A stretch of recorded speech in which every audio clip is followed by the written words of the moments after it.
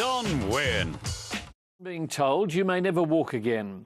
That was the news Woonona man Michael McKeogh was delivered after a devastating motorbike crash in 2010 which almost cost him his life. He turned the tragedy into triumph, jumping back on his ocean ski and winning a bronze medal at the National Ocean Ski Championships. As you're about to find out, for Michael, his new outlook on life is far more valuable than any medal.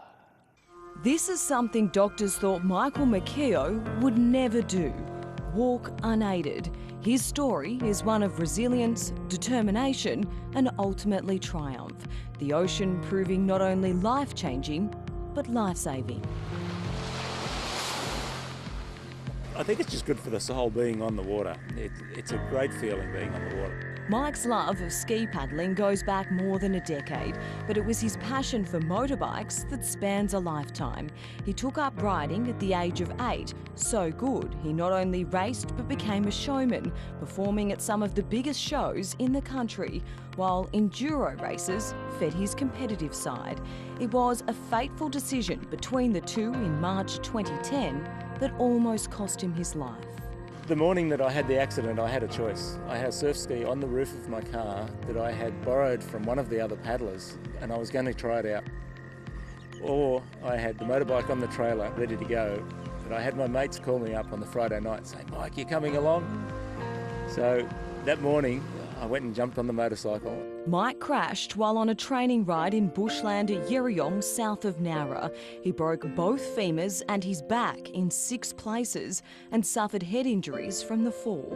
After losing more than 6 litres of blood, paramedics told his friends they didn't think Mike would make it to hospital. He remembers little of the crash, but for his relatively new partner and now wife Neryl, the aftermath is still vivid. That was a tough time, and I remember when they put Mike in the traction, that was that night in emergency. I have never heard screams like that, and thinking about it now just makes me feel sick. That was absolutely horrifying hearing that from anybody, but knowing that was him. Even then people were kind of giving me indications that, look, this isn't going to be good.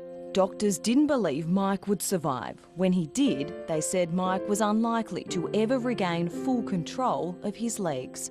He spent 3 months in a wheelchair and 3 years on strong medication, but his determination defied doctors' odds.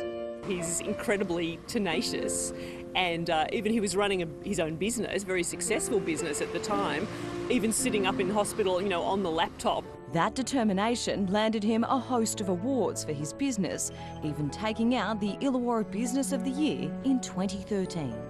And the winner is Fibre Optics Design and Construct. Not long after, he picked up his ski, although there hasn't always been calm waters. There were times when I was training that I would collapse. My body would freeze. One side of my body would just stop working. And they'd stop and they'd help me limp back in over the last 3 kilometres of a training session. Along with the Wollongong Paddlers group, Mike trains 4 days a week, taking off from Wollongong Harbour just before sunrise. Just getting back in a ski was a remarkable achievement in itself, considering doctors thought he may not survive, let alone walk again. Then he set himself the goal of wearing the green and gold. It's been quite amazing, and Mike will tell you he paddles with an amazing group of people, but I think even they don't even know the story and how far he's come. So when he recently travelled to Hong Kong for the ICF Ocean Racing World Championships and found himself on the podium in his age group, it was an emotional moment, not just for him, but all those who helped him every paddle stroke of the journey. To win a bronze medal was absolutely mind-blowing. It brings a tear to my eye to think that this was at all possible from a guy in a wheelchair just 7 years ago. When I stood on that podium, it wasn't just Michael winning this medal. It was Neryl and all of the support around me that won this medal. Well, it is like the dog chasing the parked car, isn't it? What do you do when you catch it? And we've talked about that. What's the next goal? So, of course, there'll be other things on the horizon. This is pretty hard to top. Melissa Russell, Win News. A Tullambar couple